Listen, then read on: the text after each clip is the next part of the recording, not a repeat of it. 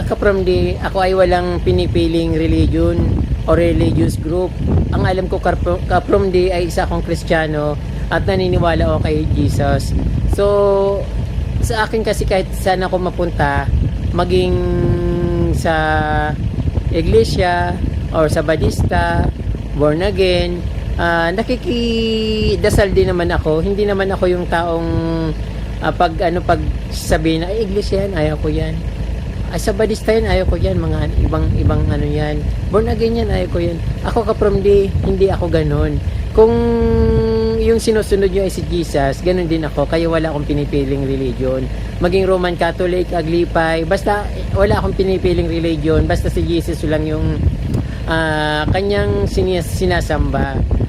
Hindi ko pinipili kung ano man. Basta mahalaga sa akin, nakapagdasal ako at natatawag ko sa loob ng simbahan or nakapagdasal ako sa loob ng simbahan na ang tinatawag ko sa ay si Jesus Christ. Yun po mga kapramdi. So ngayon dito kami magsisimula sa aming bisita iglesia dito sa simbahan ng Lagunoy sa Saint Philip's and James Paris Church. Ayan kapramdi. So nadidistract ako kasi maraming dumadaan. So hindi ko alam kung anong sasabihin ko. Basta ako kapramdi, Christian faith po ako. Wala akong religious na pinipili. Basta about sa Panginoon, open ako dyan. Yan kapramdi. So ngayon kapramdi, pupunta na kami sa simbahan sa loob ng Lagunoy Church. So ito yung unang simbahan namin na pupuntahan mga kapramdi, ang St. Philip's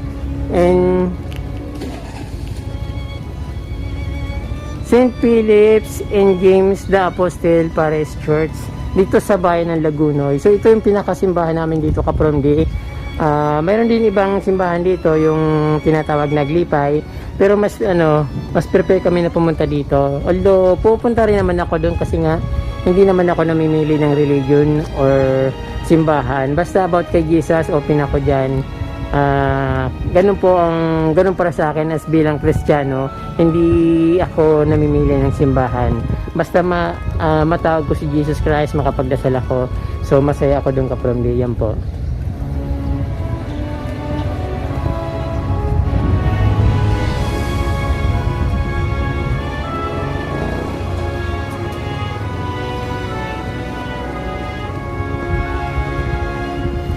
Ito po yung simbahan namin dito sa Lagunoy. Medyo century old na po itong simbahan na ito at napakaganda po ng simbahan namin dito. Yung katulad ng karamihan sa simbahan, same lang din dito, pero iba yung charisma dito kapramdi. So pag napunta kayo dito sa amin sa Lagunoy, so maganda rin po itong bisitahin. At ang simbahan na to ay matagal na, almost 200 years old na ito. Ito ang pangalawang church na bibisitahin namin sa mga oras na ito. So napakainit sobra. Open naman yung church, medyo nanatili pa rin yung social distancing at po lahat naman kami dito naka face mask. Ayan, ay konting-konti lang mga tao dito kapramdi sa aming probinsya, kaya konti lang din naman yung mga pumupunta dito sa mga church. Karamihan na mga nasa bahay at konti lang din naman yung nakakapuntang ganitong oras kasi karamihan dito wala naman sariling sasakyan. Swerte ko lang dahil kasama ko yung kaibigan ko at nakakapaglibot ako sa mga simbahan ngayon. Ayun kapramdi. Ito yung simbahan na to ay sa bayan ng San Jose, Lagunoy, Camarines Sur.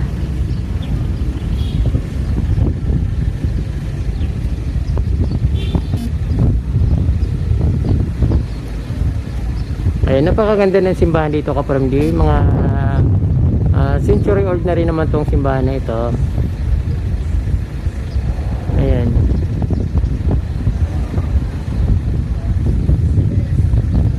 Napakaganda niya. So pansamantalang puputulin ko muna dito kasi papasok na kami at kami magdarasal. So ayaw ko nang pakita yung video kung ano man dinarasal namin. So alam niyo na rin naman yung dasal kung paano magdasal pag nagbibisita iglesia. Ayun kapramdi. Kaunting gala sa labas ng simbahan. Medyo maganda yung scenery dito. Malawak yung makikita. At yan.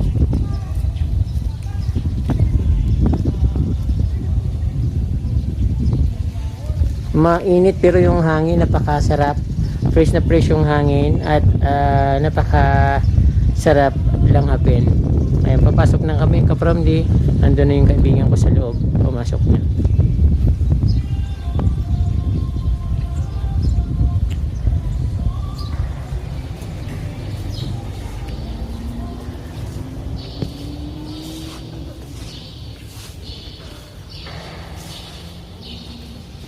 Mga ka-Promdi, ito naman yung pang-tatlong simbahan na pupuntahan namin.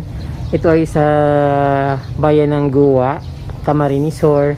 At ang simbahan na to ay ang tinatawag dito sa amin na St. Paul Church. Sa gilid niya ay meron St. Paul Academy. So ito ang simbahan nila, St. Paul, Guwa, Camarines Sur. So pang tatlo na ito ka-Promdi, ang sarap pakiramdam yung yung napupuntahan mo at nanonotice mo na yung nagagawa ng iba ay nagagawa ko na rin.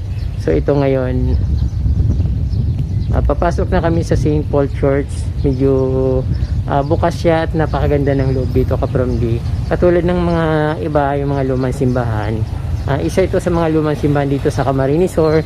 So lahat naman na pinupuntahan namin ay lumang simbahan. So ito yung kabuuan ng St. Paul Church.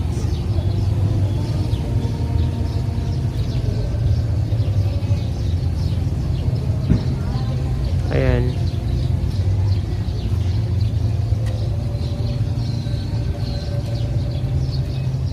Kung hindi kayo nakakalabas dyan sa inyong tahanan, sa Manila, kung nasaan man kayo dahil lockdown, sana manood na lang kayo dito. Panoorin itong video ko para na rin kayo bisita iglesia nito. So ito ngayon sa simbahan dito, St. Paul Church.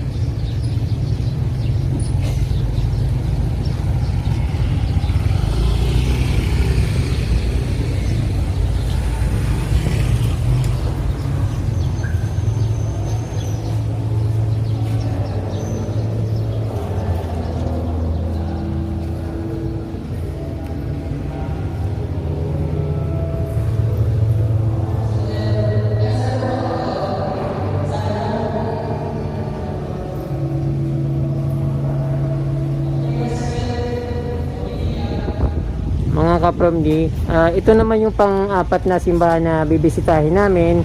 Ito ay simbahan ng Sheena, dito sa bayan ng Tigawon, Camarines Sur.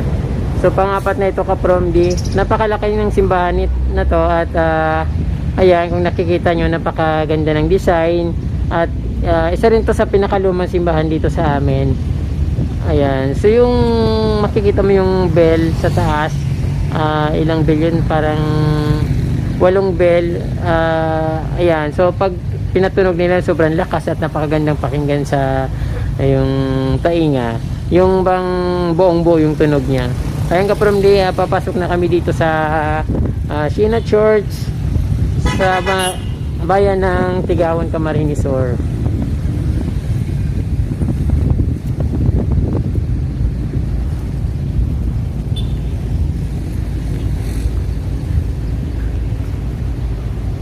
Open naman siya.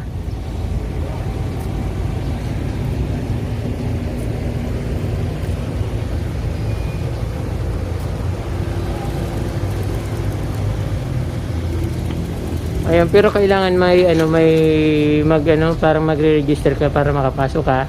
So ito hanggang dito yung yung pagpasok namin.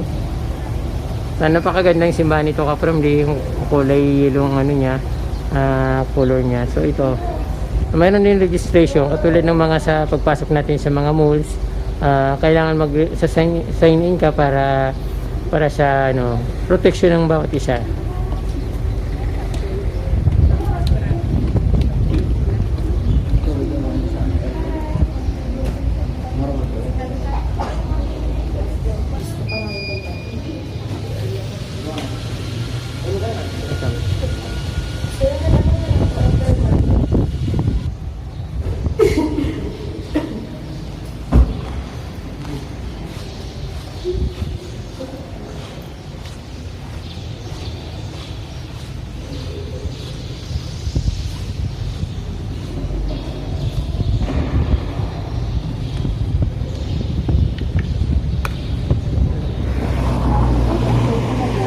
Kapromdi, ito yung panglimang simbahan na pupuntahan namin para sa aming Bisita Iglesia trip. Ito ay Saint Peter Baptist Parish dito sa Old Moriones, Ocampo, Camarines Sur. So hindi ito lumang simbahan, Kapromdi, medyo medyo bago, pero yung niya mahalaga. Na-visit yung simbahan na sinasabi na yung sa ating, kumbaga yung ating panata palagi sa pagdating ng araw ng Holy Week or linggo ng pagninilay. So Kapromdi, ito pa rin, may halaman pa rin dito, napakalago. Ito yung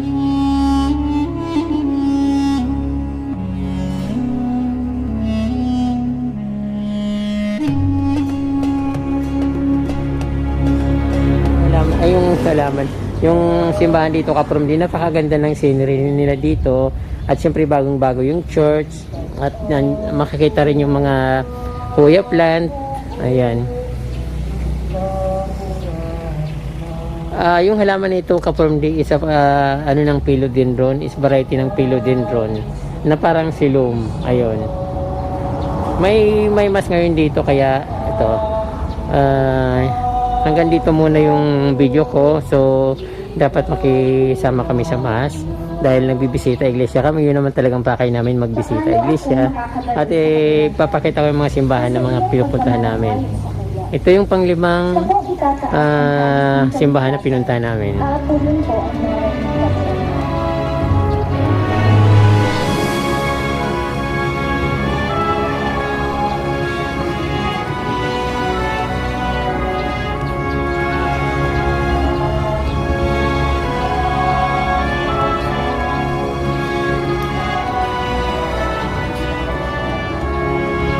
Magayon sa magan ng kagurangan, sa kagadanan sa iyong mga banal. Surugoon mo ako, kagurangan, surugoon mo. Nilibad mo ang mga nakakagapos sa akin. Mga Kapromdi, ito yung simbahan na pang-anim na bibisitahin namin. Dito ito sa bayan ng Ocampo, Camarines Sur. Bali, nadaanan namin to pero hindi kami pumasok dahil napakaliit yung daan. Kala namin parang plaza lang. Pero ito, sabi ko, parang may nakita kong parang simbahan, parang part ng simbahan. Kaya ito pinuntahan namin. So maganda naman, kaya papasukin namin ito. Parang may mass. Ang kalit na ini, kuyo ang bagong sipan sa kuyang dugo. Ang lambang pag-inom nindo kainin, libo nindo sa pagrumdom sa ko. Kaya lambang pagkakanindo, kan tinapay na in, asin pag-inom, kan kalit na in. Pinagrurukyaw nindo, ang kagadanan ng kaguranan, sagkod na siya, hindi ko mali.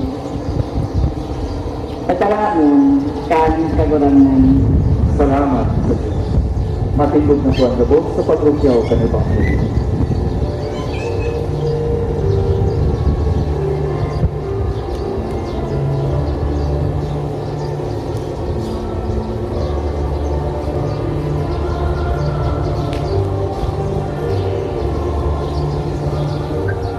Mga Kapromdi, nandito na kami sa pinakalas na simbahan dito sa bayan ng Tigawon. Medyo nakalampas na kami dito kanina kasi naghahanap pa kami ng ibang simbahan na mapupuntahan. So actually, hinahanap namin yung lumang simbahan, kaya lang wala na kaming makita. At palayo na kami sa aming lugar, kaya ito, Kapromdi, pinuntahan na lang namin yung nadaanan namin ng simbahan. Simbahan din naman ito, wala naman mawala kung puntahan namin dito. Kasi ito, Christian church din ito. At yun nga, hindi maganda yung inaitsa, pero yung iba dapat dinadaanan. Kung ano yung nadaanan namin, yun na yung pinuntahan namin. Kaya ito, Kapromdi, dito kami sa Tigaon, pero yung simbahan na dito ay parang San Jose rin. Hindi ko pa alam kung anong pangalan ng simbahan dito, but nakita ko sa harapan niya nakalagay parang San Jose. Yung scenery dito, Kapromdi, maganda rin siya. At yung papakita ko rin sa inyo, dahil puro bulaklak din dito, napapaligid rin siya ng mga bulaklak na marigold. Nakikita nyo sa likod ko na napakaganda at napakaliwalas ng ano dito ng panahon. Sa kuya na Kristo. Scenery ng simbahan dito sa Catholic Church dito sa San Jose, Tigaon, Camarines Sur. Hindi ko alam kung barangay San Jose or San Jose yung church. Pero nakalagay kasi nahiling ko. Nakita ko San Jose nakalagay. Ayan, yung scenery dito kaprom di puro bulaklak at napakagandang tingnan. Sorry po, Madam Ern. Friends pa kamo tayo ng kaibigan nito. Kami mga makasunta, trabaho sa kaming trabaho. Ayan. Yung mga Domingo, matrabaho kami. Mga tugang, yung lugod ko sa paspirin kaya, ang pagpasadyos niya ko, ang pagkakatindar niya ko, minsan kanita, younger. Ayan, nakikita nyo kaprom di sa likod yung malaking building ay Siena College of Tigaon, Camarines Sur. So nakikita nyo doon sa kabila na parang paraiso yung scenery doon dahil makikita mo puro bulaklak. Kung may kasal. Ayun, marigold, bougainvillea, saka mga croutons na nakalagay sa nakatanim. Pupunto di malasta kapag gadan na saka na makakaloob iraray sa simbahan. Ayan mga kaprom di. Ang misa, iyo ang buhay nga to bilang sarong Kristiyano. It is our lifeblood, our life support bilang sarong Kristiyano. Kung dahil na kita nagsisimba, spiritually, manluluya kita. Kung spiritually maluya na kita, madali na kitang atakihon ng demonyo, araw kang katais mo. Madali din ang pati. Mayo mo din sa katais ako. Mga tugang, when we have that thirst for the sacrament of the Eucharist, hinalag sa kuya ng mahal na Diyos, ang pinakaunang aligalo, ang isasal sa katulang buhay. Ayan kaprom di yung dito, yung scene. Mabulaklak, maganda, malaparaisong lugar. Dito ito sa Tigaon, Camarines Sur. Bawal yata tumawid dun kasi parang may harang. So malaking school dito sa malaking private school na naka-branch dito ng Siena sa Camarines Sur. Mga seasonal Christian. Pag seasonal Christian, araw pa kung ang sabihin ng seasonal Christian. Pag seasonal Christian, so Christian sa napag Pasko. Pag-araw ka ng Holy Week. Pero the rest of the year, Mayo, mga pagano. Kaya mga kulto. Mayong pakiaram. Matubang ang Eucharistia, iwinaras sa Eucharistia, iwinaras na Jesus ang sa iyang buhay. Pangani na kita matakwan ng buhay. The Eucharist, pinaupatuya ng mahal na Diyos. Pangani na kita matakwan ng buhay.